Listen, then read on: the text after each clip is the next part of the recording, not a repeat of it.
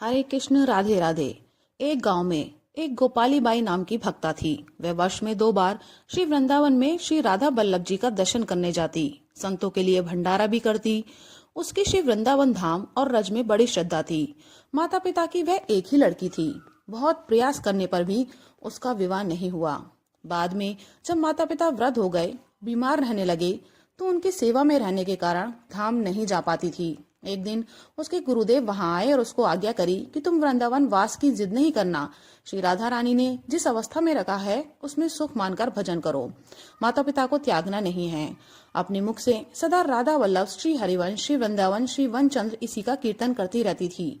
कुछ वर्ष बाद माता पिता का शरीर शांत हुआ। अब वृंदावन जाने का सोचती तो स्वयं का शरीर भी कमजोर होने लगा। आसपास के लोग उसको कभी रोटी दाल आदि दी जाते। तो एक दिन उसको लगा कि अब उसकी मृत्यु निकट है। वे बहुत व्याकुल होकर तीव्र गति से भजन करने लगी। अब कैसे ब्रजरज पाऊं, अब कैसे धाम का दर्शन पाऊं। रुदन करती हुई पुकारने लगी, राधा वल्लभ, श्री हरिवंश, श्री वृंदावन। उसी समय उसने देखा कि वह जिस चारपाई पर पड़ी है उसके बगल में यमुना जी प्रकट हो गईं। सामने श्री गिरिराज जी प्रकट हो गए। वह अनुभव कर रही थी कि यमुना जी के किनारे उसकी चारपाई पड़ी है। यमुना का दिव्य नील वर्ण है, अत्यंत स्वच्छ जल है और उनके भीतर अलौकिक स्वर्ण कांति के कछुए हैं। गिरिराज जी स्वर्णमय दिखाई दिए। कुछ देर में गायों के गले की घंटियों की आवाज आई और श्री कृष्ण बलराम जी हजारों सुंदर गायों के साथ दिखाई दिए।